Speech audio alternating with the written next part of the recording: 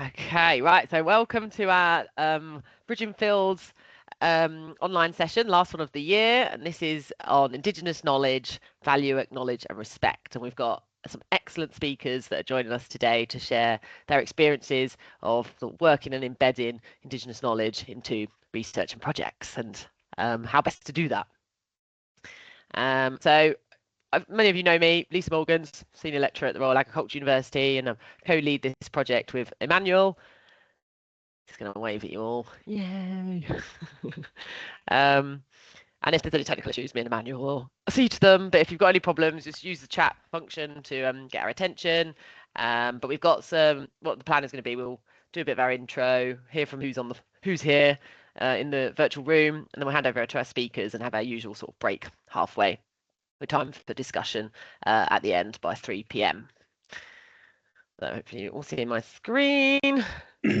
So just as a reminder, or new to some of you, if it's the first time you've joined us on the Bridging Fields programme, but this is kindly brought about by charitable funding from the Rothschild Foundation.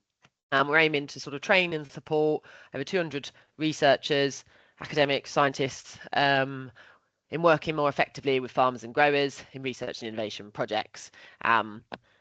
So that's the aim of the programme, and we're sort of wrapping this up towards the end of next year. It's for all types of researchers based in the UK, all disciplines and backgrounds, all levels and experience welcome.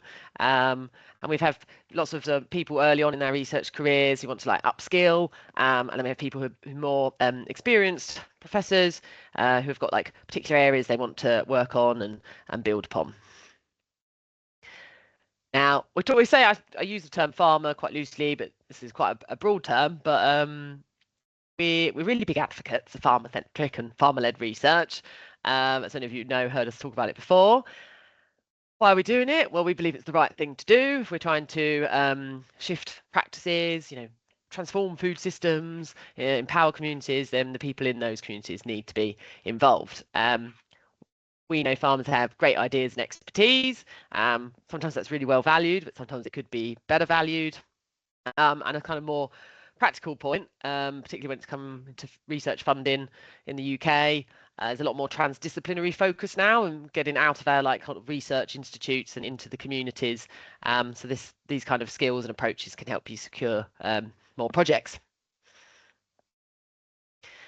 You've seen this diagram before, but we've gone from sort of very disciplinary based research to much more interdisciplinary and now transdisciplinary, bringing in all relevant people who have got a stake in what we're trying to do. So doing research with people rather than on people.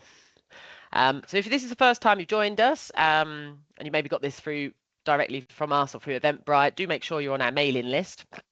This is a bit of a hectic slide, but the QR code there to take you to a mailing list, and that's where you'll keep in touch with what's going on and all future events that we're doing. So we do these online kind of like touch options because we know everyone's quite time poor, but we also have our deep dive residencies that some of you may on the call may have already been on our summer one. We've got another one coming up in January on food systems and storytelling, and these are like overnight deep dives into the realities of the farming community. But we're also holding a few, like a roadshow of workshops across the country, dates to be released very imminently.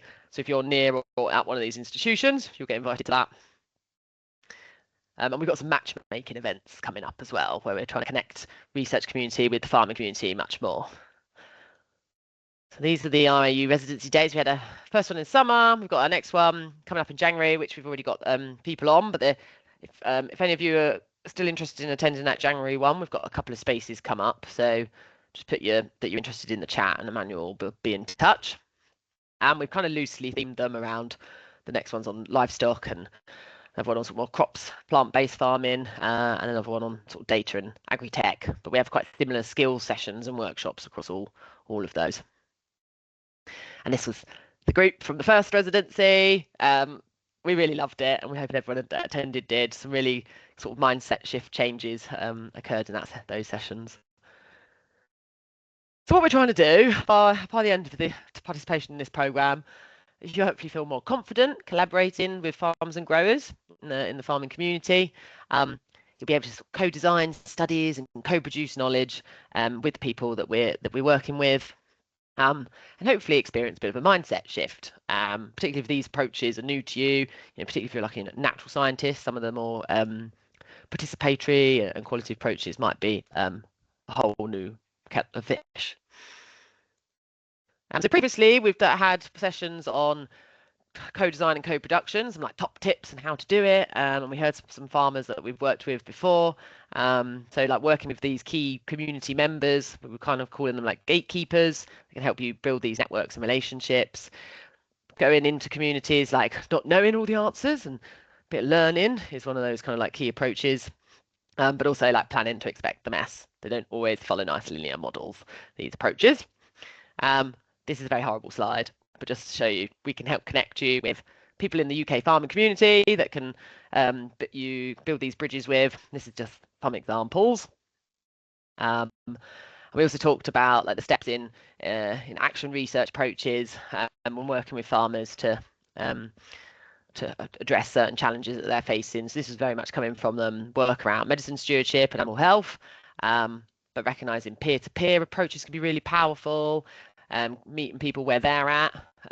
So we talked about doing more events on farms rather than in research institutes, and keeping those communications going beyond project ends, not sort of helicoptering in and then helicoptering off, keeping those relationships alive long term.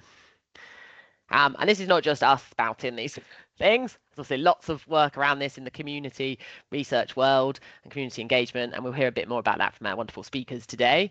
But this was actually taken from a British Medical Journal paper. So the aim of today is to discuss the role and importance of indigenous knowledge in research and innovation projects on topics ranging on land justice and land rights, food fibre, and making livelihoods and living off the land. So hopefully you're in the right place. We'll hope you have a better appreciation of some of the like diversity of knowledge that's out there, its importance for practicing farmer-led innovation and farmer-centric research. I hope that's why you're all here. And hopefully by the end you'll be able to, I suppose, verbalise or imagine how you develop your work and projects with other forms of knowledge equitably embedded in them. I say hope. That's what we're aiming for. So the plan is, we've got a little bit of our warm-up activity. So those of you who are regulars, you're probably like, oh, not this again. But it's just nice to see who's in the room with us. And then we'll hand over to our guests, Ahi and Katrina. And they've got wonderful set of stuff for us today. And then there might be a bit of time for questions before we have a break. And then we'll have a next speaker, Ateng Chong Talanakubu, who's going to talk about land justice and some of his amazing projects. And then we'll have time to discuss and ask questions. So no question's a stupid question. And we encourage you to get involved. The more you put in, the more you get out of these things. And we'll be wrapped up by 3 p.m. Again, just as a little reminder, we have some of our Bridging Fields ground rules, keeping it real. Just bear in mind that sort of respect that we like to show one another. We're coming from different walks of life, different viewpoints, and putting yourself in each other's shoes. Maybe sometimes we hear things we think, oh, don't quite agree with that. Maybe to understand why people are coming from that point of view, and then activate those active listening skills. So if you feel like you've spoke a lot, remember there might be more quieter members that we can give to the floor. So just a little warm up. This is where I test my ability to keep track of all the people on screen. So I'm going to go probably how it's listed it on the screen. Just a quick introduction about who you are, like a few sentences really, like what's your role, what you're interested in, and particularly why you came along today to this session in what is no doubt a very busy week. So I will stop sharing actually, so I can see your wonderful faces. And I will end with our speakers actually. So I'm going to start with Alexander. If that's me, hello. Yes. I'm Alexander Langlands from Swansea University, Associate Professor in History and Heritage. I'm very interested in past traditional, in inverted commas, agricultural systems and old-fashioned farming, but going right back into the Bronze Age. and the role that that could play in landscape recovery. And in particular, I'm interested in engaging farmers in those stories and those narratives, and you know, supporting farmers to take stewardship of those stories and those narratives. Thank you, and welcome to your cat as well. We've got cat pals. Great. Bede, you're next. Yeah, Bede West, UK Centre for Ecology and Hydrology. I'm a quantitative ecologist looking at mostly sort of how plants and things change with different land management systems. Why am I here today? Just kind of ongoing learning about how to work with farmers. I just find today particularly interesting as I think there's lots of different ways about thinking about indigenous knowledge. Certainly working with some Cumbrian farmers this summer was the local knowledge was very interesting. Thanks. Yeah, thanks, Bede. Beth. Hi, I'm Beth. Kind of still with SIUC University of Edinburgh, but mainly now with RYNDGC, which is a Welsh antimicrobial vet, and we're kind of very much certainly vets and co-creation with vets is at our heart, but also very much working with farmers as well. But also I got towards the end of my PhD in particular, I got increasingly frustrated with the feeling of kind of disconnect with actual real life, and how applicable the research maybe was. So yeah, really kind of increasingly interested in this kind of co-creation. Brilliant. Thanks, Beth. Yeah, nice to have you. Next on my list is Dale. Hi, I'm Dale Shaver Morrison. I'm a lecturer at University of Essex, and I research social factors in conservation agriculture broadly. I did my postdoc at Ohio State University, where I was involved in a number of co-creation projects with farmers. I joined today because I don't have any experience incorporating Indigenous perspectives into my scholarship, or like I know that it's important, but I don't know what to do beyond that. So I'm hoping to learn more today.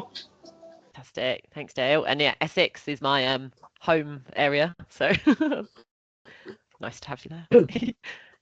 Next on the list, Emily. I knew that was going to happen. Just I got my lunch out the microwave. I had to time my run perfectly before this meeting started because it is absolutely started tracking it down where I am. So apologies if I switch my camera off whilst I munch my lunch, but I am here. Absolutely fine. So yes, thank you. I'm Emily. I'm Network Development Manager at LEAF, which stands for Linking Environment and Farming. Some of you might recognise us through the LEAF Mark certification scheme, so you'll see that on pack products on supermarket shelves. We are an international agricultural charity, so we've got growers and producers who are LEAF Mark certified all over the world, primarily driven through retailer partnerships, so the likes of Tesco's is quite a big one.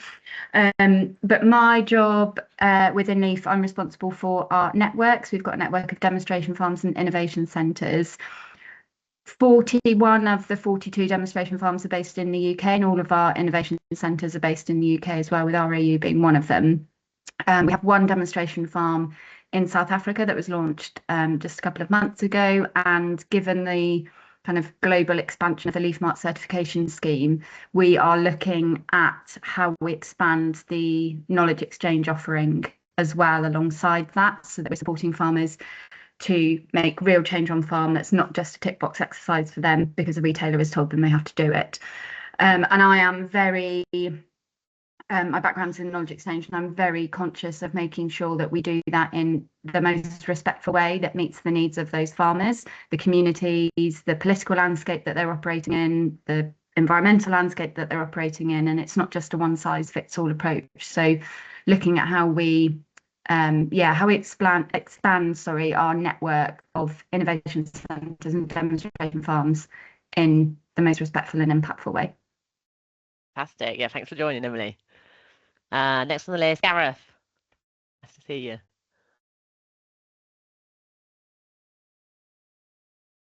Hi, Lisa, and everyone. Yeah, I'm Gareth Endicott, Professor of Human Geography at Cardiff University. A lot of my work is about the relationship between Wales and the UK and New Zealand in terms of agriculture policy and practice. Just finished writing a book on that, which is actually more about sheepdogs than it is agriculture policy. And in that book, actually, there's a lot on kind of Maori understandings of the world. So I saw this was coming up and I thought, that's my thing. That's why I'm here. Fantastic. Yeah, I forget you've done so much work with New Zealand. So good. Thanks for joining. Joanne.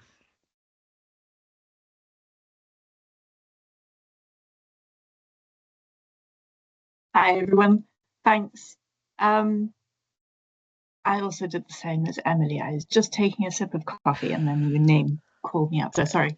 Right, so thanks. I'm really pleased that you've got the session on, and I jumped at the title or the topics of indigenous knowledge and more than human perspectives and art and music and design and bringing that into our research. I'm really interested in or recognizing the value. I've been working with visual design and with various creatives, and just in talking to them and recognizing how much a design-led approach can reframe our thinking and help us to ask our questions better and of the right people and with the right people. And so I'm really interested in the session and learning more about how to do that.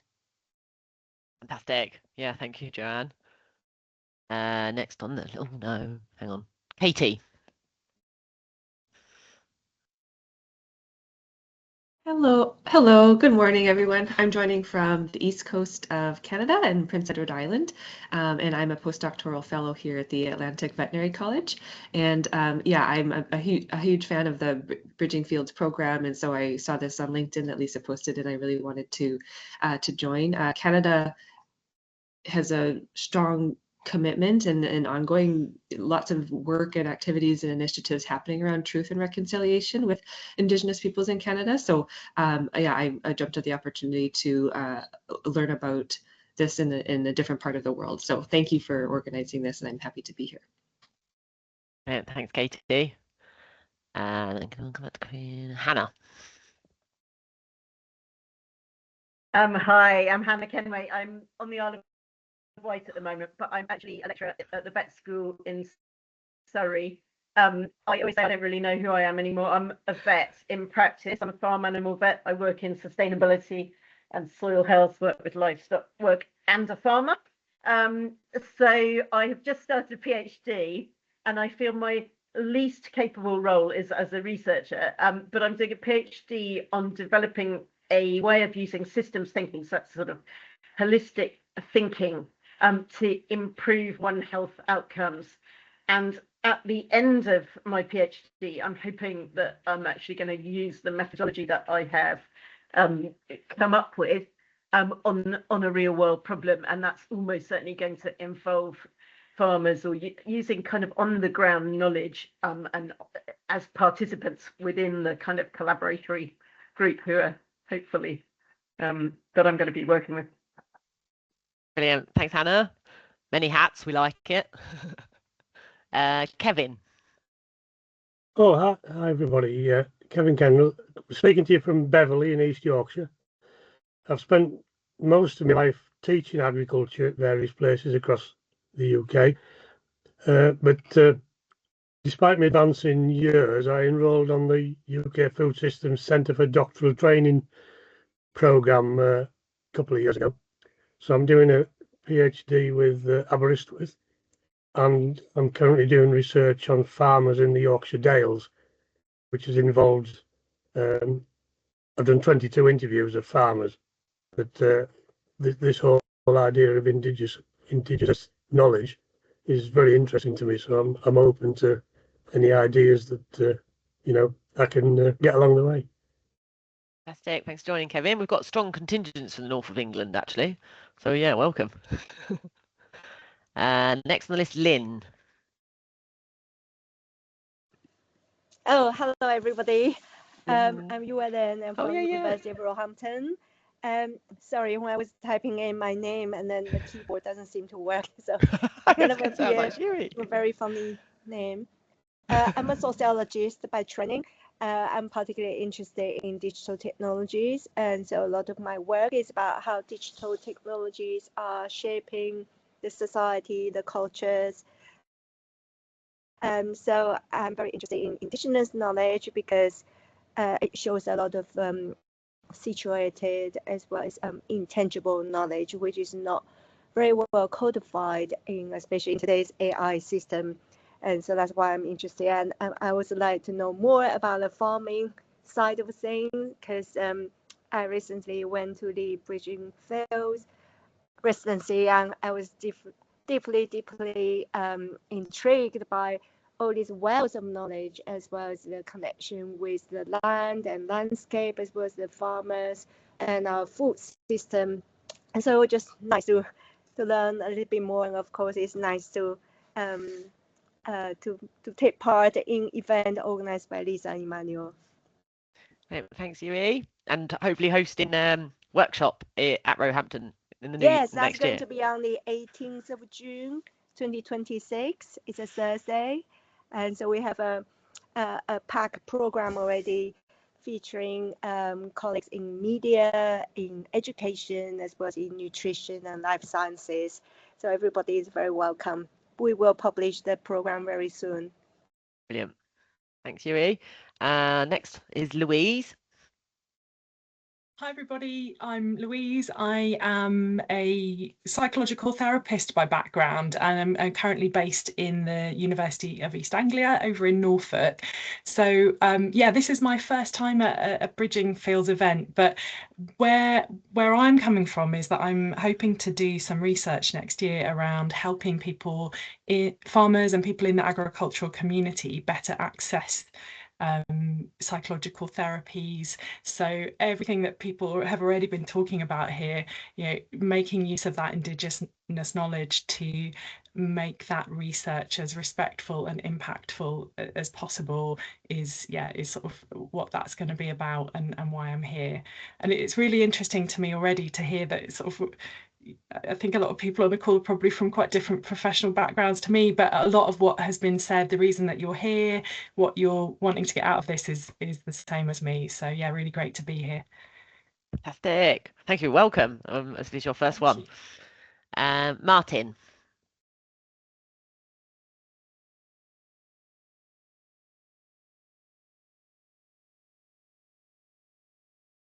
Oh no, yeah. Okay, we'll come back to you while you're doing your technicals. Brilliant. Natasha. Everyone, before I forget why I'm here is probably to expand my network and ideas really, and it's already so interesting to meet you all. This is the second event I attended and I'm looking forward to the residency in January. Thanks for that. So yeah, I'm at Scotland Agricultural College in the Rural Policy Centre.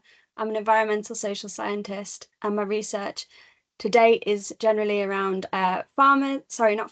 foresters, gillies and gamekeepers. So although I help on a market garden as part of a grow share, I'm just generally interested in doing more agricultural stuff and a strong believer in place-based knowledge and that we've got a lot to learn from landed workers. So yeah. Brilliant. Excellent. I mean, you and Tang Chong need to probably hook up if you don't know each other. Yeah. Susan, and then we'll come back to Martin. Hi everybody, yeah, I'm Susan Kilby. I'm a research associate at the University of Nottingham. My background is as a medieval historian and I write and think about landscapes. And one of the key pieces of evidence that I use is field names. And over the last sort of 4 years, we've been working with farmers in Shropshire, collecting their current field names, but also talking to them about what their fields were called, going in some cases all the way back to the Middle Ages. And I suppose what's interesting about that in light of what we're thinking about today is that these field names can sometimes be a form of indigenous knowledge. It's that sort of intangible heritage, that cultural heritage that Lynn was talking about. And so this was the one that I was really keen to attend. I'm really looking forward to it. Oh, amazing. Thanks, Susan. Welcome. Martin, have you got your mic working?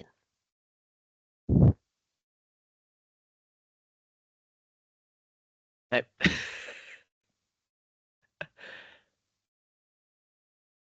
50 seconds. What? Can you hear me Yes. now? Yeah. Oh, hang on, I've got massive echo. In a second. Yeah. Sorry, yeah, I'm trying to work across my camera isn't working, so I tried to use my laptop as a camera, and it's all gone wrong. So hello. I'm Martin Chadwick. I'm at the University of Reading as a researcher there. My background is in crop science, particularly plant breeding. But increasingly, I've been working with more interdisciplinary projects in the UK through Food Sequel and overseas, working with Latin American growers of cocoa. And yeah, I'm quite interested in this particular workshop just because I've sort of come from this very classic academic background where the academics know everything and apply it to everybody. But it's obviously very obvious that so much more knowledge out there is held by the community members, and really, yeah, I'm hoping that we can sort of all link that all together to make farming systems better. Fantastic. Thank you, Martin. And then we've got Tracy. I think you're here. Yeah. Hello, sorry. Phone's ringing at the same time. It's just, it's not calming down for Christmas, I tell you. Tracy Watson-Jones, I work for the Rare Breed Survival Trust. So I'm not strictly an academic. I'm one of those gatekeepers that I work with farmers, but I work on project management and farmer-led research as well. So bit in between, but all livestock related, all native rare breed stuff.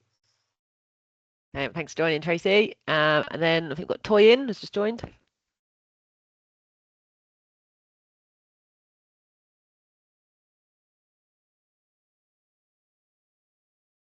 Hello. Well, you're quite quiet, Toyin. I don't know if you...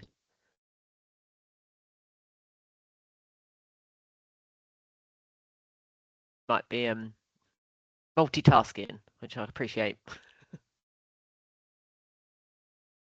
If you're having any technical issues, you can always introduce yourself on the chat. But very much welcome. And now I would like to hand over to our first speakers.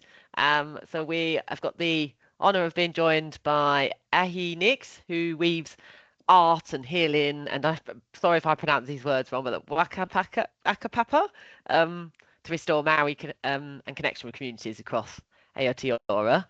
So very much welcome to you. And she's joined by Katrina Wolf, who was the facilitator of this connection, who'll be talking about soil sovereignty, more than human, bridging sort of gaps between communities, and was recently here at the RAU, wasn't you? And you were getting really infused about compost teas and soil health. So very much welcome to you both, and the floor is now yours.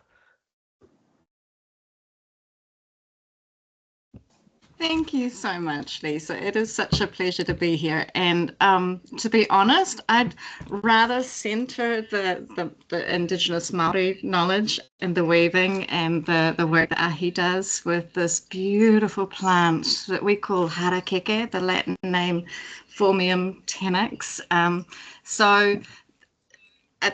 To introduce it, I kind of want to explain like the whakapapa of how I came to be connected with the Royal Agriculture University and Bridging Fields. Like Ahi and myself on the other side of the world, like how did that happen?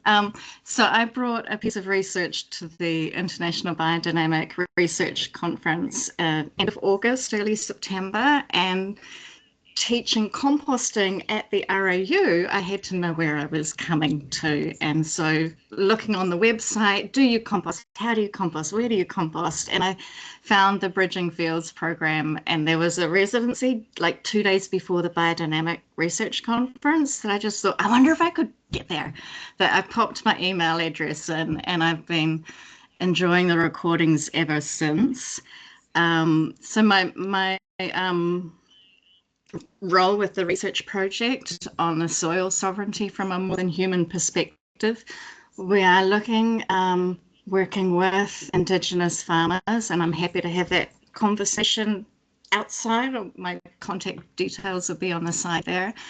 But from my own personal perspective with biodynamics, I feel it's vital that biodynamics looks unique in Aotearoa in New Zealand, and that we honour Indigenous wisdom, native plants. And so there at the International Biodynamic Research Conference, like this question of decolonisation of biodynamics, how do we do it? How do we do it? How do we do it? I've spent, I think, 3 years looking at Huapara Kore, the Māori Indigenous framework for organics. We don't use the word organics because that's a Western construct. Like, it's just kaiato, it's pure food from the Atua, the gods. And then pivoted into studying raranga for the last 18 months. That's how I found Ahi. So I got back to New Zealand from the conference and showed her like all these photos and videos of harakeke plants dotted around England. And Gareth in particular in Cardiff, I got off the coach in Wales, and outside the Sophia Gardens there's this row of native New Zealand plants. It must have been a cultural exchange at some point, but Ahi and I planted the seed together, like, how do we get over there? So with the Indigenous knowledge session coming up in December, I just thought, would it be suitable to bring Ahi's work to this group? And so that's my role in bridging fields. And so yeah, without further ado, hand over to Ahi, who is a weaver, a teacher, a therapist, an entrepreneur, and in a generation that is just leading the most remarkable change politically, socially, culturally. And thank you so much, Ahi, for being here at 2 a.m. And I'll just hand over if that's okay. Kia ora tātou katoa. Thank you so much for inviting me, Katrina. Yeah, my name is Ahi. I'm going to speak for probably a minute in Māori, introduce myself, where I come from, my land, my river, my mountain. Then I'm going to do a karakia, and then the rest of it will all be in English, okay? Ko pukeara ki te maunga, ko korokoro te awa, ko tukumaru te waka, ko pukeara ki te marae, ko te tata o te pō te whare, ko te awa te iwi, ko Ngāti te whiti, ko Ngāti tā whirikura, me Ngāti tūpuki takarangi o Kuhapu, ko tararua te maunga, ko Ōtaki te awa, ko Tainui te waka, ko Raukawa te marae, ko Ngāti Raukawa te hapu, ko Ngāti Rangiatua te iwi. Te ahi nix tuku ingoa, he uri nei no te awa no Ngāti Raukawa hoki. So that's me saying where both sides of my family are from. We have our own mountains and river that we believe we come from. And in that space, we also have food that grows there, and we believe that we are physically related to the food that grows there. So we'll talk a little bit about that next. And a quick karakia, which is tu taua mai I runga, tu taua mai I roto, tu taua mai I rato, tu taua mai I waho ki a tauai. Te mauri tū, te mauri ora, haumie hui e tai ki e. So yes, I'm Ahi Nix. I am a weaver, a kairaranga. I recently got weaving, working with a psychologist in through our government who's incredibly racist right now. And we had a lot of opposition, but it's this space where, you know, when you aren't just one culture, you don't need to sit in a couch in a room with a white coat to treat half of you and then come out into the bush with someone like me to treat the other half. also like an activist. But my biggest space is helping people reconnect to themselves and to live alongside the environment, and working with plants is a natural way that all cultures share. So all cultures weave, we all needed it to survive. And it doesn't care about our gender, our education, our history, our aspirations. We can unite through the fibers and textures of ourselves. I did go to university and I studied religious studies. I did indigenous identity through pre-colonization and the idea of post-colonization for the Pacific Islands, and especially for Māori. You know, how do we claim our culture and religious or ritualistic practice when we no longer claim Māori as a religion, but as a culture? What's the difference? What are the case studies that we can look at alongside other people? And how do we claim ourselves in this space? And then I ended up deciding not to do postgrad and doing the emic and perspective of like, I come from a line of weavers on both sides. I started the journey of weaving through COVID when I lost all my jobs. People started asking me to teach them. So I invited people to my front yard and did my first wānanga in literally my front yard by my letterbox.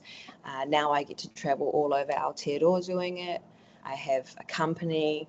I've been in Vogue Australia with my weaving. So it is an interesting space of getting a traditional practice into everyday life through so many forms. And this beautiful plant of harakeke can help us do that. So it's really exciting to talk about it and hear from all of your perspectives on how you're coming and how we can interplay in the space of how can we uplift the earth by living alongside it, instead of the last 1,000 years, which has been to live on top of it, to claim it, to own it, and that has had quite negative effects.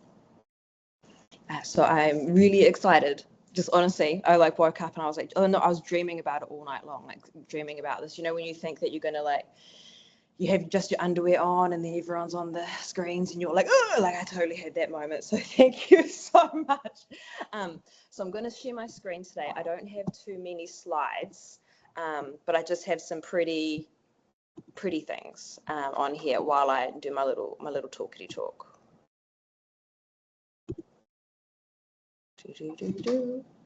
There's my little face. Okay, sorry.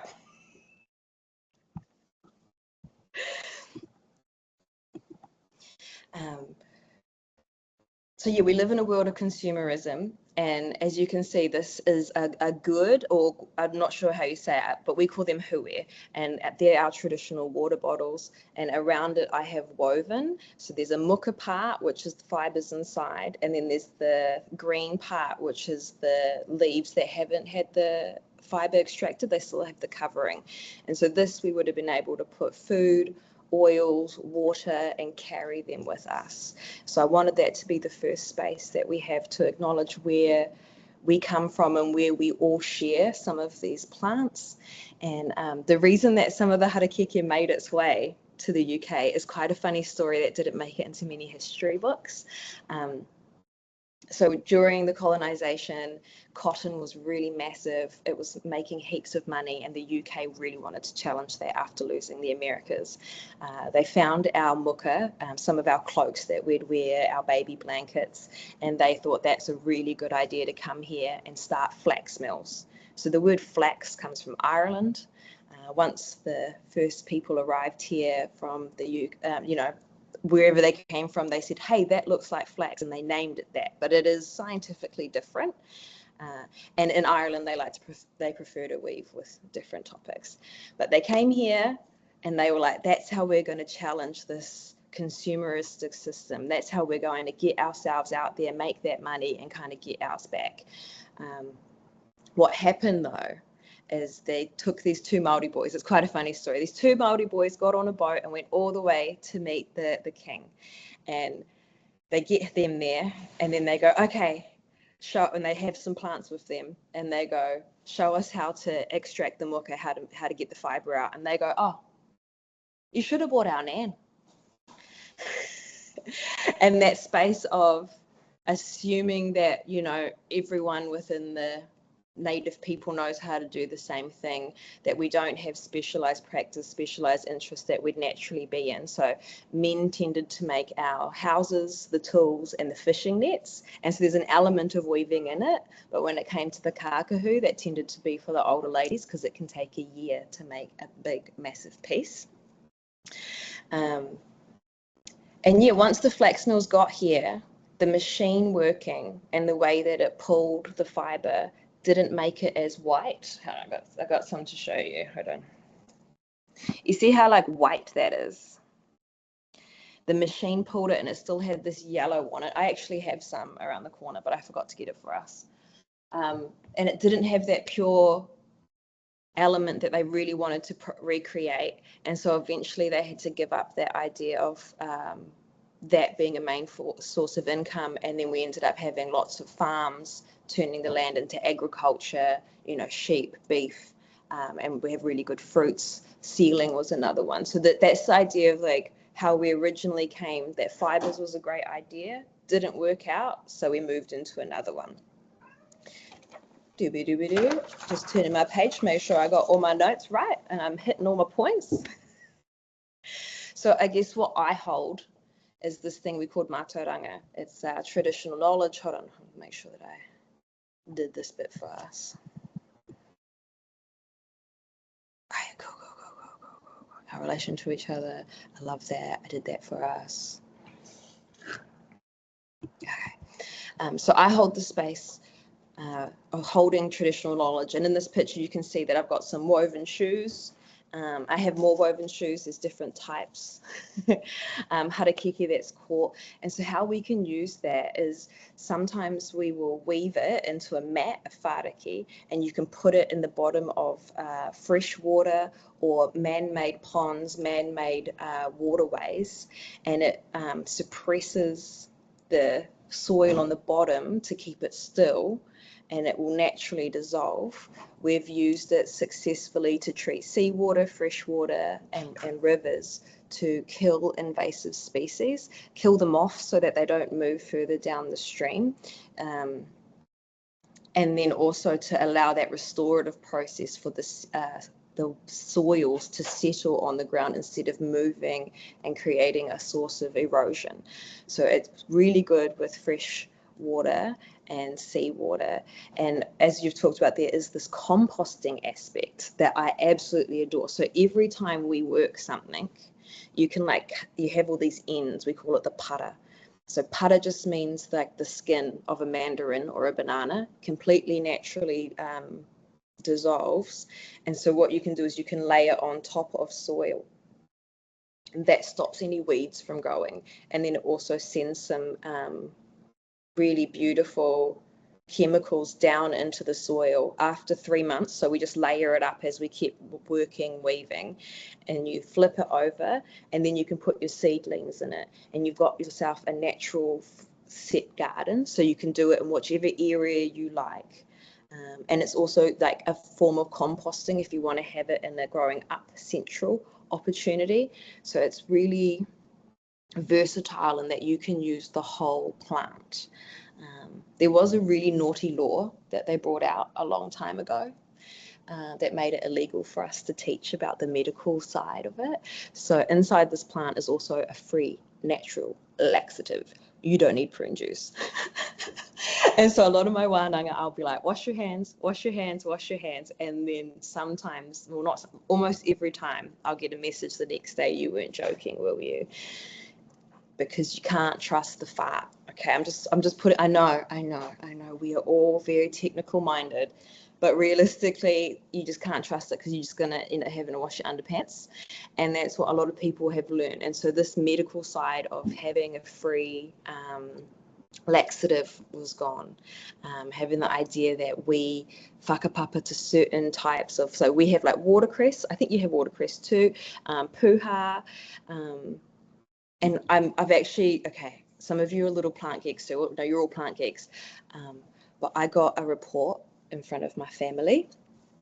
So our big Māori, we have all this land, and some of it's for housing, some of it's for farming. Well, I've got them to agree to give me 2 k's of land. I'm not sure if you do, I think you do k's there, kilometers, and we're going to re-indigenize that land. So we have a pond on there, and we're going to put our natural puha, which is the type of green leaf. We're going to do a mara, a garden. So we're going to grow food from us on our soil by us and create food boxes for first our older generations so that they can access food that is meant to be for us. So I think a lot of indigenous cultures believe that if you eat food from where you're from, it has more health benefits, and that removal of indigenous foods and the preference of, the world staples, capsicums, carrots, onions, garlic, that has, created different illnesses in different people because we're not eating what we're supposed to. Yes, we love it. Like, honestly, I love it. But I also want to eat food that is from our whenua. And I'm going to apply these practices of taking my cuttings. I've created a 50-year mokopuna plan, so that's like a grandchild plan, so that by the time I kick it, the system and the land will be passed on to the next generations and have a returnable system that it can keep living.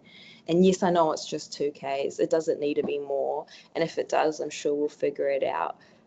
But when you live in a world of urbanization, where you can't, re-indigenize all whenua, for us, this reclamation of a small part is really important to,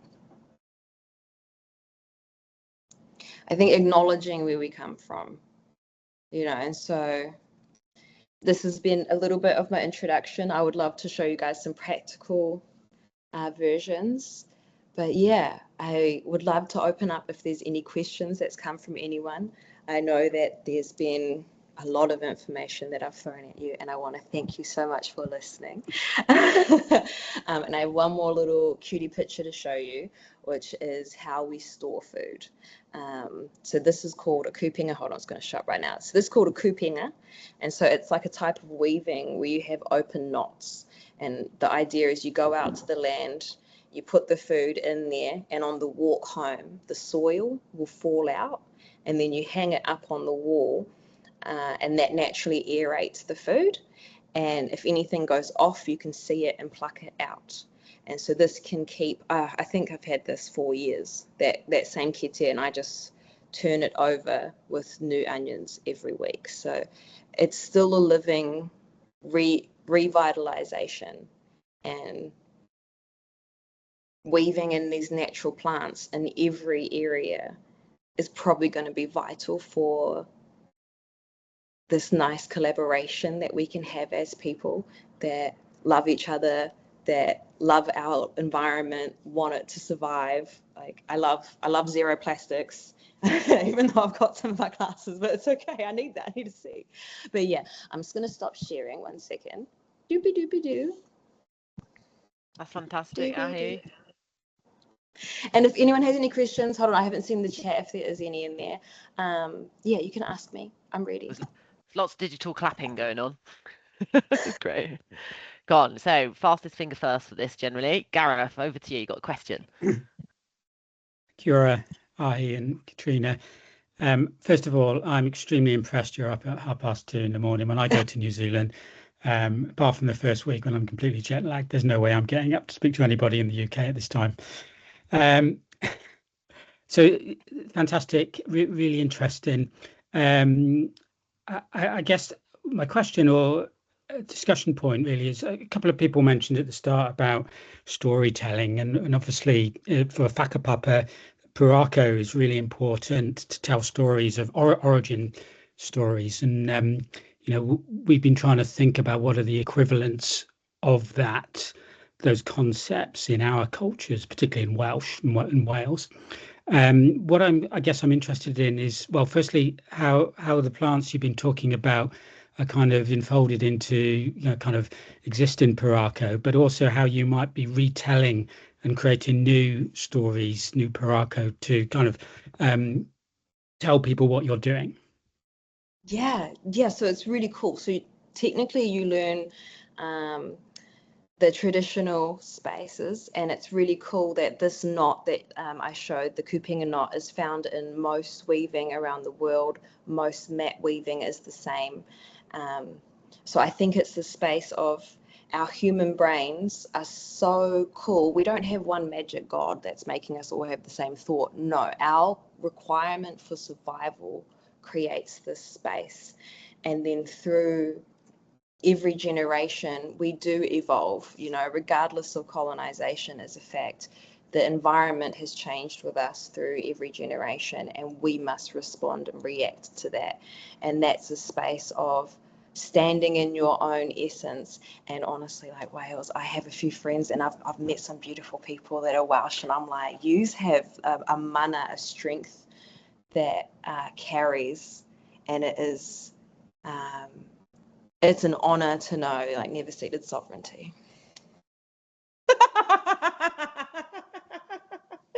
But there is innovation in all practices like this. You start traditional, but your needs require you to change. Great, thanks. Question. There's some questions going, or there's some chat about the amount of space you've got on your land, actually, in the chat. Yes, because I was 2K, trying to work yeah. out what 2 kilometers was. So, yeah, good amount of land, which is good. Average, so 200 acres. Yeah, cool. Question from Susan. Yeah, hi, Ahi. That was great, thank you. I was thinking about what you were doing in the context of what the sorts of things that were going on in medieval England, and one of the things that you mentioned that has resonance for us was the flax. Of course, you talked about it in an Irish context, but there was lots of flax being grown on in Britain too, and coming at it from my personal perspective, which is field names, the people who were working with flax, for instance, would name their fields after the place where that resource grows. So you get quite a lot of field names called flaxlands, for instance, and these field names reference all sorts of different activities. So I just wondered whether you had a tradition of naming the landscape, or how do you identify that landscape with either the resource or with the activity, and do you do that? Yeah, we do that. So the land tends to come from our history, the idea, so it can have a person's or a deity name, and then the harakeke is like us, and we are related to it, and so we're all born from our plethora of gods, and so there is a goddess of harakeke, and there are 60 known varieties, scientifically tested varieties, and they technically have been issued names that we all follow, that tend to be named after the place that they were grown in. And so everyone has a different need. So some of them are better in salt water, some of them are better at catching birds, some of them are better for cloth. And it's this wonderful space where if you got married, you would pick up some plants and you would take it with you to your new home, because you didn't know what was going to happen there. And that's how we would sometimes have these two living next to each other, and they became like married, and it's very sexy. Does that answer your question? Yeah, thanks. Go on, Martin. Sorry, I'm just a bit slow off the draw. I've got less energy than Ahi has, and it's 2 in the afternoon here. Yeah, thanks for that. Really, really interesting. I'm particularly interested in this idea. You said it's more nutritious or more healthy to eat eat local from the land, from your own land. I'm just really intrigued as to what that looks like. Is that just crops native to that land, or you prefer any crop that's grown on your land, and how much are you able to do that? It's just a really interesting idea to me. Yeah. So when I got permission to do the land re-indigenization, I met with some botanists, and they have the native seed from our specific area that has never grown anywhere else in Aotearoa. And so, yes, sometimes birds would move them, rivers would move them, but we have, through scientific research, found that there can be points of origin for some forms of our kai.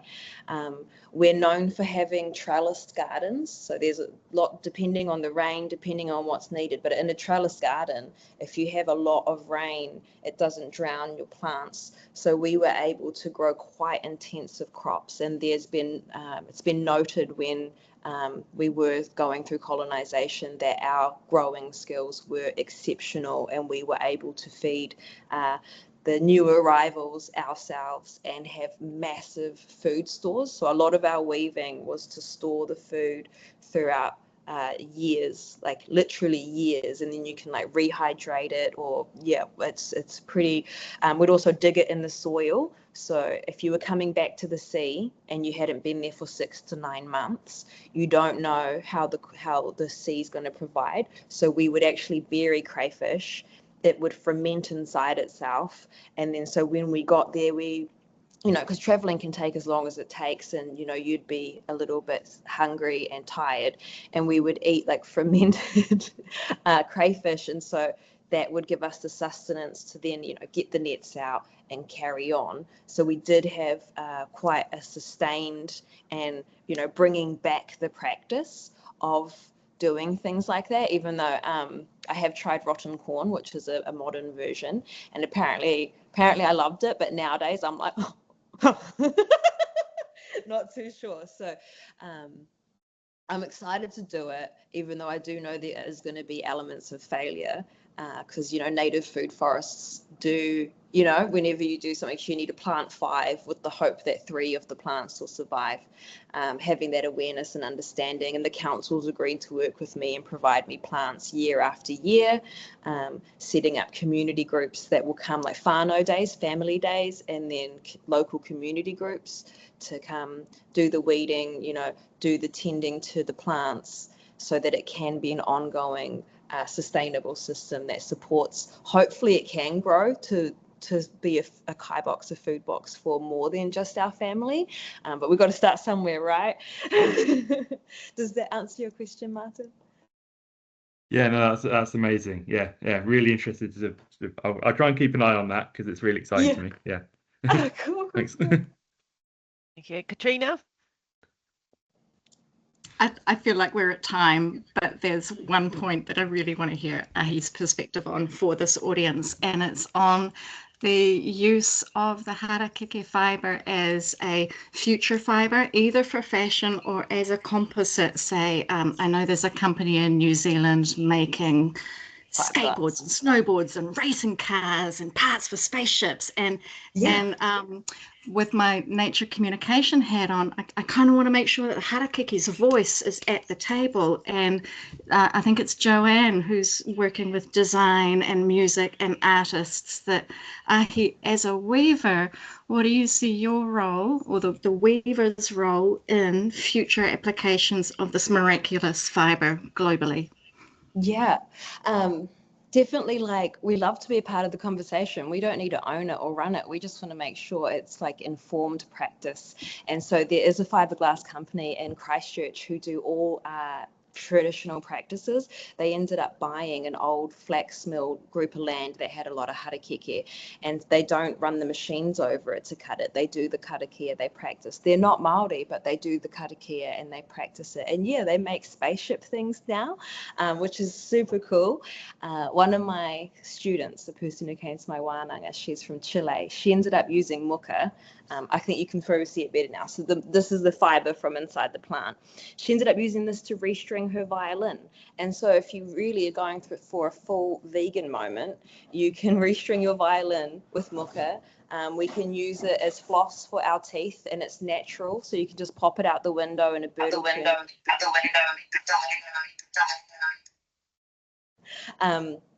yeah, it's very versatile. I have people constantly coming and asking questions, and I'm just here to help them use it. It's not a closed practice. It's open to all of us. And I love when people get to show me about their plants, and I get to like touch it and geek out, smell it. But it's a beautiful give and take practice, and I feel very lucky. So yeah, if we are at time, I'm so sorry.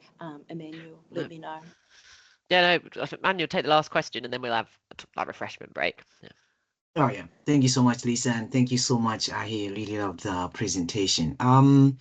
My question is on how do you ensure, like, let's say, for example, the promotion of sustainable harvesting of all these resources? And the reason why I'm asking this question is because with the current generation right now, there's a lot of push, and there's a lot of individuals saying that we need to basically use more of the indigenous species that are around there. If you look at frankincense, for example, the fragrance industry, if you look at the food industry, aromatherapy, what are your thoughts in terms of how do we ensure that there is sustainable harvesting of these indigenous species, and also that we do not lose that knowledge, because there is also erosion of knowledge that is out there. A case of acai in Brazil, where now it's commercialized and it's no longer as it should, and all those changes. What are your thoughts in terms of that? Thank you. No, I definitely agree with the commodification and resource abuse of our natural plants. Here in Aotearoa, we're quite lucky that it is put on schools, it's in council land, it's against all our but there's the special species that I talked about. So like a person like me, because I'm an expert, I can go to pāharakeke. So these are these little plots of land that native indigenous Māori to each area are hopefully growing. Not everyone has them yet, but they have special cultivars of the harakeke, and then I work that one and care for that one. And in the space of how do I pass that on, that's by doing lots of wānanga. I do at least 40 a year.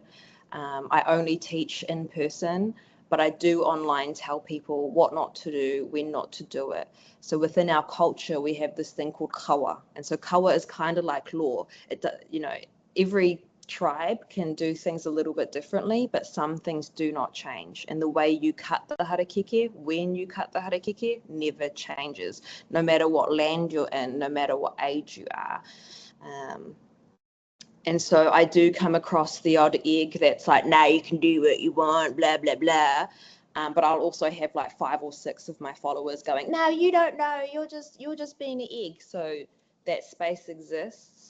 And if we were to reclaim it, reframe it, protect it, it's probably what we've done as we go. We're to survive, we cultivate, we hold, we reserve.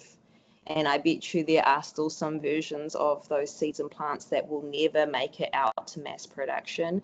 And when we can get our grips in the soil again, out from under whatever powers are on top of us, we can let it be more known, more shared. But there is the essence of to gatekeep, to protect. A lot of us will keep some of the most sacred plants within smaller communities and units as a way of preservation, and that is completely acceptable. I think that's acceptable. Does that answer your question? Do you agree? Yeah, it does. Thank you so much.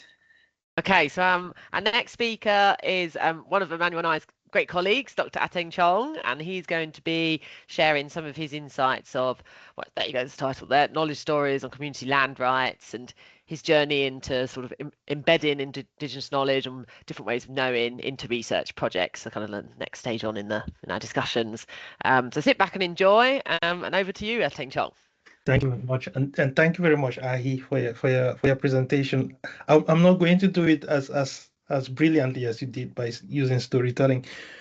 The reason because I knew I was going to speak to an academic audience, so I thought it may be important to give a conceptual justifications of why this kind of research is important, and that's how I framed the discussion today.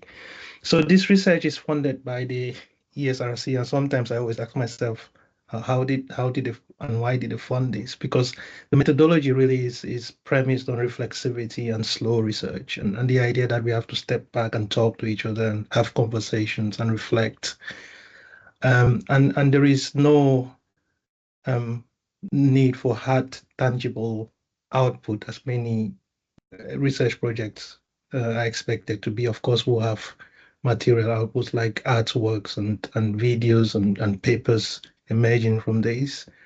But the impact to me is different. The impact is one of changing the way we produce knowledge and understand how knowledge is being constructed and produced, especially when it comes to questions about the land. So really, the project was really about critically deconstructing market-based approaches to land ownership and land reform, to really ask the question, do we have to own land? From a personal point of view, I think we don't. We could steward the land and curate the land, but not own it. Recover the specificity of Scotland's struggle. So in a sense, provincialize Scotland. I will talk more about that. Not provincialize Scotland as a shining example on the hill, but to expose the deficit of generalizing from Western experiences, and in that way find convergence with other geographies and other experiences in the so-called global South. But I'll also critique that conception of the global South, which is a fallacy in itself. But we'll talk about that as well.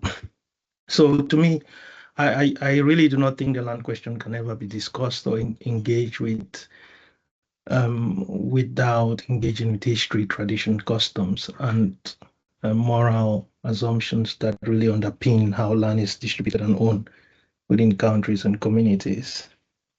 So it's important that we re-engage with the social, cultural, economic, and historical fabric that curates the land on which we walk on. And if we do it that way, the land question becomes a political question, and so the research becomes political in itself. And it's really about challenging our historical and our political processes of land ownership and land reform. I started this research in Tanzania. I initially started it from the premise of looking at questions about food security and well-being. But when I started engaging with communities in rural Tanzania, in the southwest of Tanzania, it became very clear to me that there are other political goals that go beyond well-being. I mean, these people know that they are food insecure. They already know that their land has been taken. Who am I to come and tell them these things? And so really what these communities are fighting for is to have their land back, which could undermine their livelihoods and could undermine their well-being, because they actively reject to work on an investor's farm, or they are willing to put themselves on the line, and a willingness of death in other cases. And so if you come in as a researcher with a dominant eye, you may not see these articulations outside dominant framings of well-being, and you could dismiss them as irresponsible, as radicals, or as as mad, as we may see from a dominant perspective. So to me, it's really a journey towards understanding multiple and interchanging ways in which communities conceptualize and represent struggles, and in doing so, challenge problematic assumptions of dominant forms of land ownership, including the messy dynamics of voice and representation in land reform processes. So why Scotland? Eventually, in engaging with communities in Tanzania, I found myself being labeled as a spy, and I was interrogated in a police station for 3 days and eventually kicked out of the community because, again, of the political nature of the research. So in an effort to take those experts with me along my academic and research journey, because I had built strong connections with people who are expert in challenging these dominant framings, Scotland was revealed to me as an interesting case where the same struggles are taking place. And so just to present what Scotland is at the moment, I mean, there are, of course, legal routes for community land ownership in Scotland, which are presented by the various legislative frameworks here. Just recently, I think this December, one of the acts came into force, which places some obligations on large-scale land on above 1,000 acres, gives some rights to tenant firm, smallholders, and other legislative processes, which shows that there is a political willingness within Scotland to at least engage with dominant framings of property regimes, as opposed to other Western geographies, maybe like England itself, which has not really progressed in terms of transparency and accountability on who owns the land.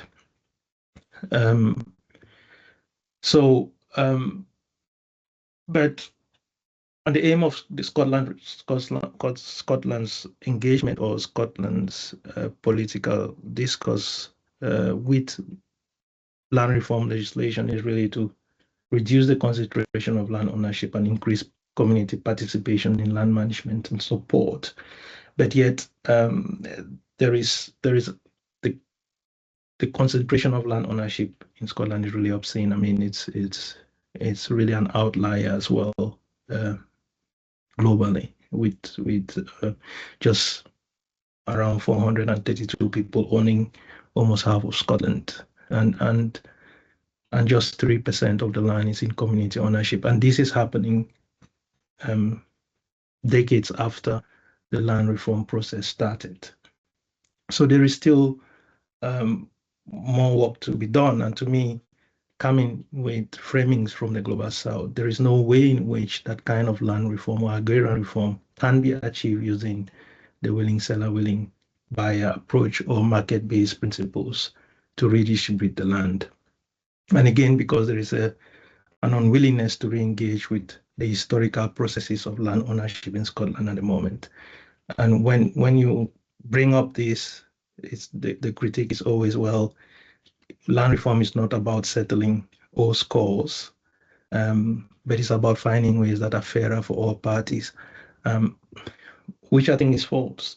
And also there's also a problem with relying heavily on the law, because the law itself, embedded in the law, are so many inherent contradictions. The law itself is a means through which land and labor is commodified.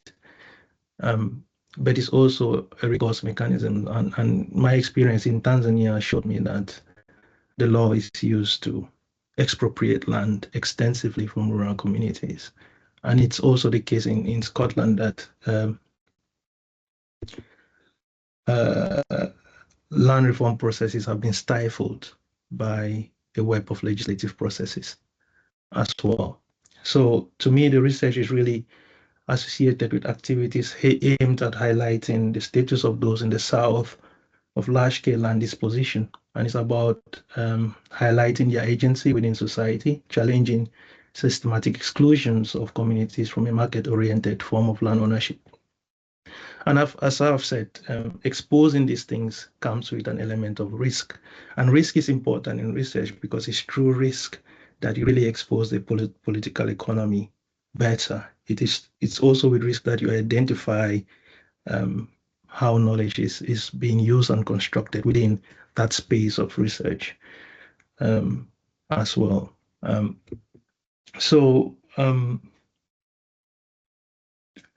think, as I was saying, there is a sense in which in Scotland or in the West, discussions around land reform has been stifled with this focus on market based principles, and it's stifled because there are webs of legal entanglements. If you have to challenge, for example, a corporate entity in Scotland and say, well, the historical processes through which you occupy the land were not just, and therefore you have to redistribute the land, then it becomes a corporate issue which becomes a Westminster issue. It's not a Scotland issue again. And so if you challenge it using property rights, it becomes a human rights issue, which falls in the European courts of human rights. And so there is a way in which legal entanglements have stifled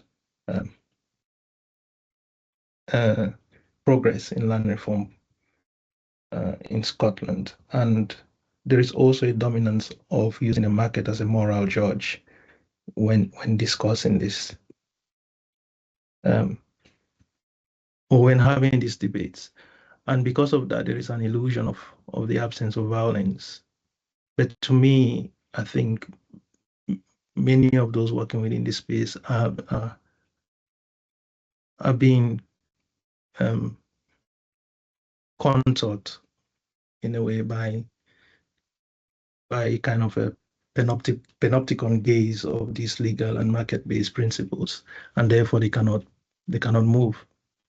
But in the global south, maybe this seems to be some form of violence, and the violence allows, or the violence becomes that liminal space where normative concepts clash, and if they clash, different forms of understanding our relationships with the land could emerge, but that is not happening in the West. So really, this research is about bringing scholars or experts, activists, community land activists, and scholars from Tanzania and South Africa to engage with the struggles for land ownership in Scotland. And in many ways, this is not only about I think this is actively about reversing the direction of travel of knowledge, which is the idea of the title of the project. Also reversing the direction of the field, because there's a perception that the field is always in the south and knowledge comes from the north.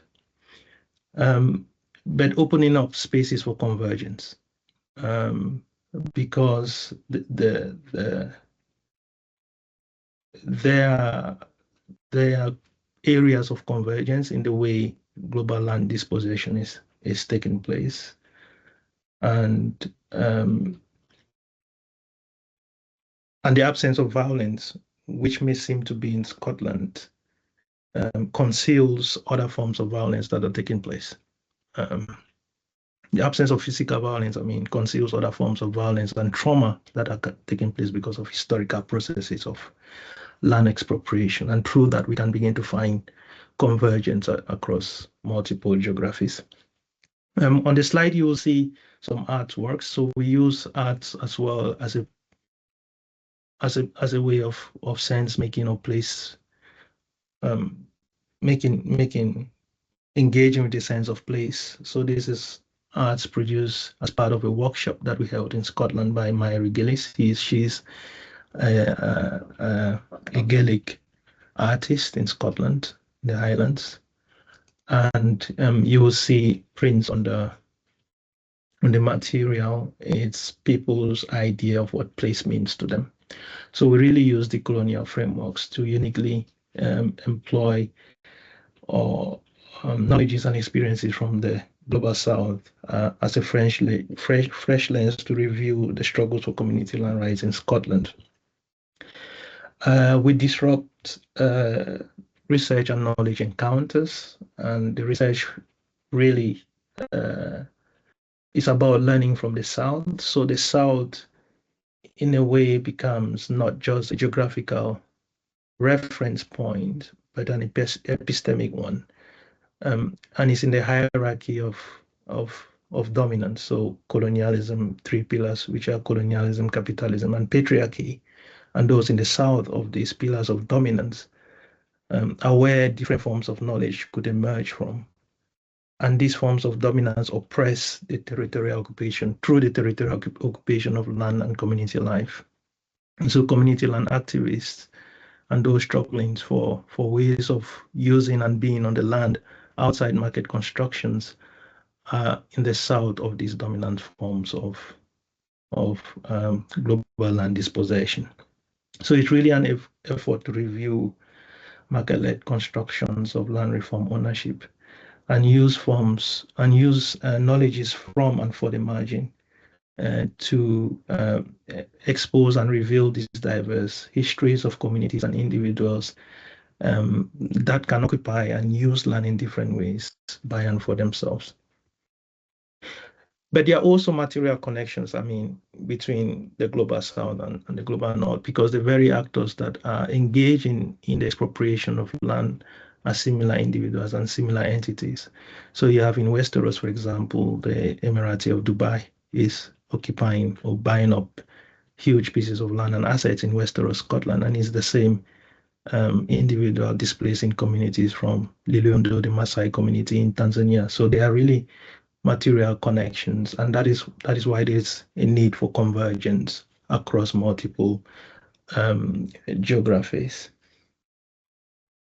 So in that sense, the South, as I said, becomes not just a fixed geographical world of underdeveloped countries, but a transboundary relational space in the relationship of the production of gender, race, nationality, and those embedded in the struggles for land rights in Scotland, that is community, individuals, and civil society actors in the south of large-scale land expropriation and property right regimes.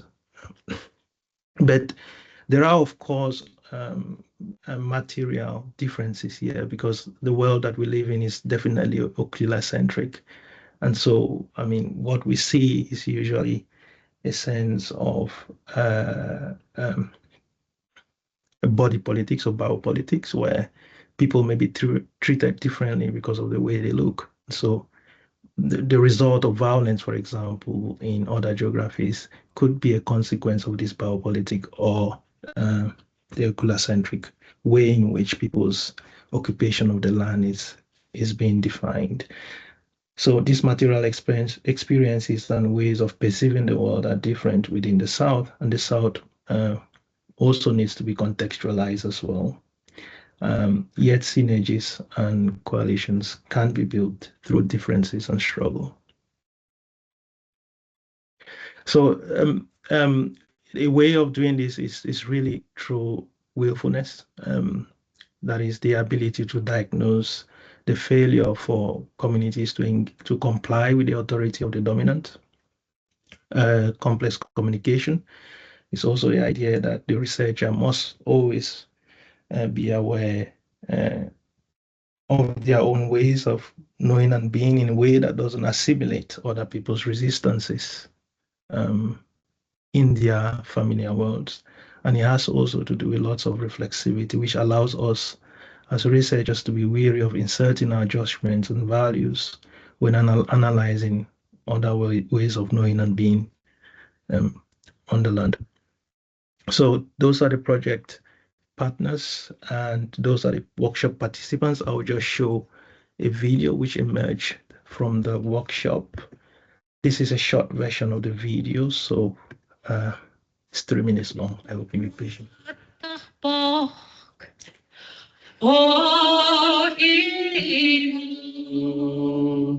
We've organized this workshop today because of the increasing concentration of land ownership in Scotland, but this is not only limited to Scotland. This is also happening across multiple geographies around the world where there is an increase in land dispossession also happening. It's amazing to have an academic team who are paid to really focus and critique and research all of these things. Really importantly, it brings this international lens onto what's happening in Scotland, and it brings scholars and activists from the global south, from South Africa and Tanzania, to look at what's happening in Scotland and say, actually, the processes of extraction and land grabbing that are happening in Scotland are happening in other places in the world. And see if we can get some kind of solidarity and shared understanding and how we can all work together to combat this. There's a very strong sense that the gaze, the intellectual and scholarly gaze, is always from the global north to the global south. And we felt that as scholars from the global south, we could reverse that gaze. In this workshop, I picked up a strong desire to reach out to the world, to find a way out of these very complex dynamics around the struggle for land reform in Scotland.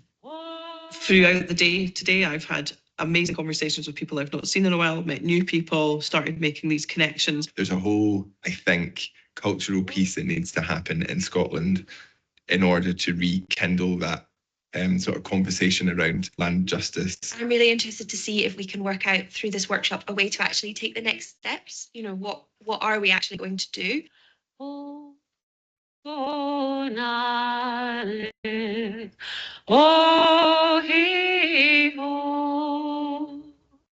Småvile Vianak, oh, hivo, Lamavima,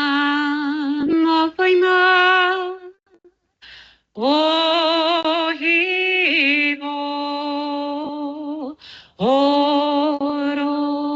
The workshop participants have been such a richly informed group of people, so you get rich discussion. So really thankful to all the participants who came to the workshop and who were very accommodating and welcoming to us as researchers in Scotland. I thought it was a very successful workshop. We engaged a wide range of very experienced people, and I think we're going to take a very fruitful process forward.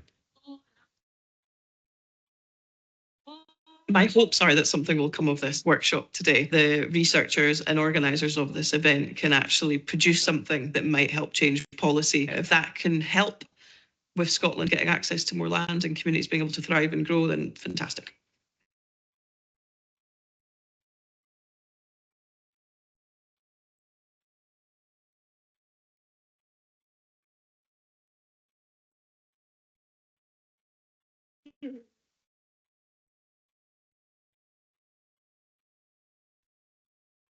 Thank you. That's it for me. Oh, amazing, Ateng Chong. Can I have a tear in my eye? Beautiful singing. Right, so now we got plenty of time for some questions and discussion. So you can either put them in the chat or put your hands up and ask them if you like. So we'll start with some for Ateng Chong and then we can open it wider to all of our speakers. Oh yeah, go on, Ahi.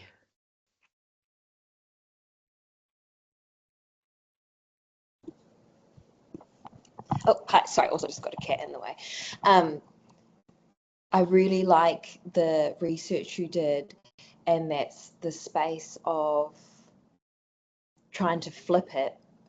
Do you feel like, I guess after hearing where I'm coming from a lived perspective of flipping it, that it can be repeated in Scotland for you? Like, is it going to happen? I didn't get the question. The research of flipping it, can it be embodied? And is it going, do you think it'll actually take off, this beautiful research? That's a very good question, Ahi. The difficulty, I think, with this kind of research is, as a researcher as well, navigating it. I mean, there is interest in the research, of course. There is interest. Whether it happens in practice is a different question. As I say, there is a tendency to, even the way we label these ways of thinking, we put qualifiers in front of them, alternative. And these qualifiers are meant to keep them in the fringes. And even as a researcher, for some reason, in order for me to humanize myself as a researcher, I have to disarm myself as well and sound very polite, which means I'm not. I don't know. I'm still to see what happens in the end, and see, and that is also part of the research. Let's observe how people are willing and open to ideas which are outside Western constructions of property regimes, and then I'll have a conversation in a year's time to say if people were willing to accept it or not. Thank you so much. Yeah, I think it's got to win. I don't know. I believe in it. Okay. Thank you. Yeah, not a choice. He's going to work. Following on, actually, from that, I'll just take Chair's prerogative here. So I just find this really interesting. Ateng Chong, how do you manage, emotionally and physically the expectations of working with such diverse people who are, outside of classic academia, we get paid to do research. That's one good. These people are giving up their time to take part. Like, how do you manage that? What are some of the challenges of it? What top tips for the audience? I mean, we have to all agree that research is an extractive process, and because of the extractive nature of research, there is an element of fatigue in many areas where this kind of research is taking place, especially in Scotland, which is seen as an outlier within Western society now to think about land ownership. There's lots of research going on there. I think what made my research particularly different was this idea of bringing in people from Tanzania and Scotland, and so people may have rekindled some interest, and so people were came to engage in the workshop. Sustaining that may be difficult, but there is a lot of pressure, as you say, on the research or the research team to ensure that what emerges from these conversations is really fed back to the research participants. I agree. There's a lot of expectation managing it. I'm still struggling to know how to manage it because it's a huge weight on my shoulders every day. And also just because I'm an outsider as well. As an outsider, how do you gain trust? So we work with local networks who are familiar gatekeepers. The term has been used a lot here, who are trusted. So we work with lots of researchers. Our co-partners are in the James Hutton Institute. They are well known. And so we use them as gatekeepers and those to engage with communities on the ground.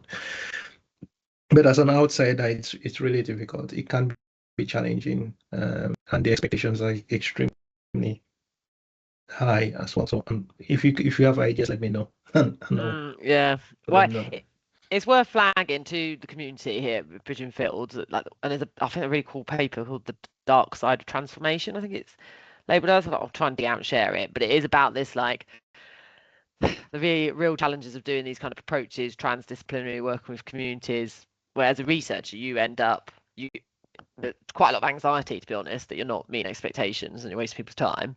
That you may all have to wrestle with if you're new to these approaches, and letting people down. Ultimately, yeah, that's a bit of a negative point, but I think the communications, the managing expectations are really key, and engaging people in these sort of works. Bede, you've got a question. Over to you. Oh, yeah, thanks for that. Really interesting talk. What you're picking up on about sort of participants and local stakeholders and local communities, I noticed some of the there was sort of organisation names within the Scottish contingent in the video. How did you kind of engage with communities from kind of landowners through to organisations? What was like the searching process? So initially, I attended multiple Community Land Scotland conferences, but also went through the James Hutton Institute as well. We were able to access some of the community trust. There was lots of traveling across Scotland, driving for hours and hours, talking to people, doing preliminary research, trying to co-shape the workshop as well by just talking and meeting people. I mean, because of the nature of the research, we haven't really spoken to landowners yet. Maybe at some point in the next year, we may do that. But we are really trying to build a collection of knowledge among community land activists and community trusts. So for the start and for the first part of the project, we've been engaging just with those stakeholders and not with the landowners. We've engaged with some parliamentarian researchers or parliamentarian researchers who engage with the landowner stakeholders, but directly we haven't. I don't know if that answers your question, Pete. Yeah, no, that does. Yeah, thank you. Good to know about the networking opportunities. Just a quick one. Have you published anything so far? We're in the process of publishing the conceptual design of the thing, but we have a website and there's some material there, which is just blog posting. Your 2021 paper, I think, Tom, might be quite good to share. Actually, in the Oh, okay. I'll share some of my papers on transworld, doing research as a transworld researcher, or research as activism and things like that. Yeah, Emmanuel. Yeah, thank you so much, attention, for that presentation. Just picking up on what you said on gaining community trust, I think this also relates to what we are doing in terms of bridging fields, on how, as researchers, we can gain that trust from farmers. And I've really liked you saying that you took that initiative to basically have those informal chats, driving around, building that trust. And I think it's something that, as researchers, as we are going out to meet farmers, we normally think of saying, if I'm meeting a farmer, it has to be a formal meeting. But based on our residency, which was in August, one of the key themes that we basically discussed was the informal chats, that basically knowing where you can meet various stakeholders. And from the residency, one of the key things that we learned was that if you're wanting to meet farmers, if you're wanting to understand how they're thinking, how their day went, was to basically plan to go to a local pub, meeting them there, because that's where you find, if you're wanting to meet farmers and wanting to understand like their thinking as well, it's the best place to find them. Or during farm walks, where each and everyone is coming and then they're discussing what is happening, and then from there you can be able to pick up some of these stories. So I really loved that, the way you stressed it, that you basically went out. I know Scotland is possibly raining, so that means you took all that in, and that really shows like accepting what is happening, and also basically being part of the group, not just coming in as a researcher, but belonging to that particular community. So thank you so much for highlighting that. Thanks. Kevin, over to you. Oh, thanks. I'm interested in views on how, if you like, indigenous knowledge is collected from a research perspective. Because I've done 22 interviews with farmers in the Yorkshire Dales, and I went in obviously armed with my research questions and a checklist of things I wanted to ask. And the formal interviews were, I don't know, 40, 45 minutes maybe, recorded interviews. But some places I was there for 2 or 3 hours wandering about, talking, having a glass of beer and all this sort of thing. So I got a lot more information outside the formal, if you like, research project. But I'm not just sure how to it isn't recorded anywhere other than in my brain or the odd note I took, but just how to use that effectively, because there's a lot of good stuff there, really. I agree. So my research, for example, I'm not keen on structured interviews, because again, this is really about structure, and I don't think that's what indigenous knowledge is. We need to allow people to have conversations. So if we can have a dialogic or conversational approach to research, that is where I lean on. So for example, having conversations under a tree, by a river, and it can sound very awkward if you want to use structures like removing a piece of paper, sign this concept note, and then I'll put my record on the table for you to. It's very awkward. It doesn't make the experience natural.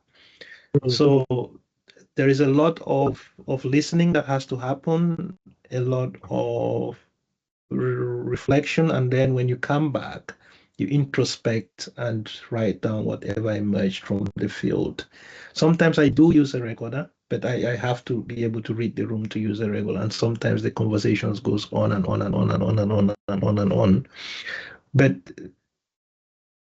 I think it's on the onus is on the researcher to take to respect that conversation was there to convey a certain message, and the researcher must be ethical and morally rigorous to ensure that that message is conveyed. I think so. I don't really know what other way to go around that, Kevin. Well, my research is really about risk and resilience in those farmers, and that's what I wanted to find out about, really. Mm. But there's a lot of stuff outside that I collected as well. Yeah, of course, there'll be so many things that will be said that may not be within your research objective. But I don't think you should shut down the person speaking because he's saying something outside of your research boundaries. I think you have to allow for that conversation to be organic, as much as possible. And then you come home as a researcher and filter through that information to find what may or may not be relevant for your own research. I've got mountains of data now to analyze. Exactly. It's a good problem to have. Yeah. Yeah, Emmanuel?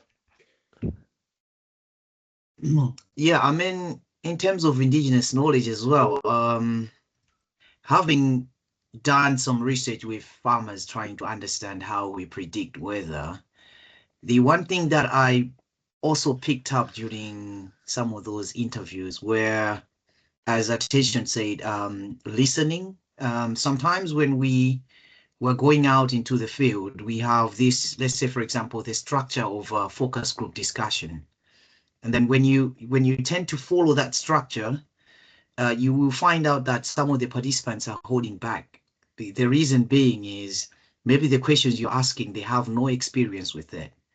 But leaving it out there, letting the, let's say the farmers, the participants say or speak in terms of their own experiences, and being able to pick out some of those key themes is quite key. But I also found out that, especially for indigenous knowledge, when you're coming in, you possibly know some stories around, like, let's say, for example, when I went out in Malawi, I was asking community to say, what are some of the signs you use in terms of predicting weather? And having grown up in Malawi, from the northern part of Malawi, we do have our own ways in which we predict weather. But going to south of Malawi, I found out that what we thought was a positive in northern Malawi was actually a negative in southern Malawi. So it's about filtering that in and also accepting to say, with indigenous knowledge, it will be different depending on the aspect, and then understanding what's really the premise or the epistemology around that indigenous knowledge, or what forms that sort of indigenous knowledge for that particular community. Thank you. Yeah, really good point, Emmanuel. And I kind of there's a point in the chat actually that kind of highlights this, that some of our research approaches might work with some communities, some people within a community and not with others, and there's so much of an openness to start with, isn't there? You go there with our agendas and questions, but before that we have to meet people where they are at, and there often isn't time in the research timeline to do that, which is really nice, Tang Chong, that you've framed this project as a slow paced research, I think you said at the start, and reflective. Like, we're doing everything so fast all the time, and I'm like the worst one for this because I do everything 100 miles an hour, but that's so good, taking time to. I think there's also a tendency as well to, I mean, when does the research start and when does it end? When does your responsibility as a researcher start, and when does your responsibility as a researcher end? And because of this idea of project design, where a project is defined as something, an activity having a start and an end, research is not really like that. I mean, especially if you have to engage with the kinds of questions that we want to learn, farming or other things. These are very long-term questions, and these are questions that impact people's everyday life. And life is, I mean, life can be a project because you are born and you die. But I mean, it wouldn't end in 2 years or in 1 year. And so when I was in the field in in rural Tanzania, for example, just one example that I usually use. And I was engaging with the village chairman. And one example of these procedural complexities is the idea that we have to anonymize our research participants sometimes. And so I told him that unfortunately I'll be anonymizing his name. And he came back to me and said, well, the reason why my land was taken away was because the land was described as vacant and underutilized. And if you anonymize my name, you're reinforcing the same reason why my land was taken in the first place. And I am politically active. I attended several meetings to discuss about this. I've had interviews with journalists. I've been locked up in the police station. I'm willing that my name and my story is told as it is, and my name should be made visible. And so sometimes you could carry the procedural requirements of these institutions and take it to the field, but they don't marry with the expectations of those in the field. And so as a researcher, you have to be able to align your own objectives with those of those that you're struggling with, whether farmers or whether activists and indigenous knowledge holders, I think. Yeah, really good point. And as we get to the final few minutes of the session, I just wonder if anyone has any final question or remarks for all our speakers, or thoughts that they want to share, takeaways. Brave soul.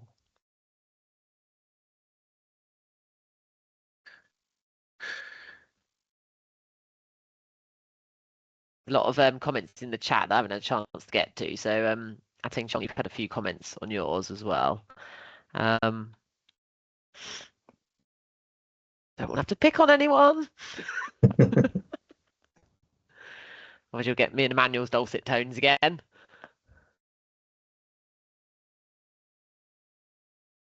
That's going to be me and Emmanuel's dulcet tones. I just want to, on behalf of everybody, share my heartfelt thanks to Ateng Chong, Ahi and Katrina for being such wonderful guest speakers, for sharing their wisdom so enthusiastically and generously. So digital hand claps, and we hope to bring you into the fold more often for future events at your consent, basically. I'm just going to share, just to wrap up, some dates, because I think there's been a few questions about these dates as well for the Bridging Fields programme, because we've got lots coming up, and apologies if anyone has emailed us in the last few weeks. We've got quite a lot of emails to get through from everyone. Oh god, my computer's on a go slow. But just so you know, we'll be announcing some dates for some networking events. So that's networking within the Bridging Fields community, and with some farming groups that we're just arranging. So that there'll be a mixture of online and in person. Emmanuel and some of our program ambassadors are going to be at Oxford Real Farming Conference in January. So if anyone's going to that, drop us a line so we can hook up and connect you all. And then we've got some one-day workshops. So like Yui already mentioned the one at Roehampton in June, but we'll be having one at Exeter University and Harper Adams if you're at those institutions. Makes sense to head along to them, but they're quite like, we're going to keep the participation quite geographically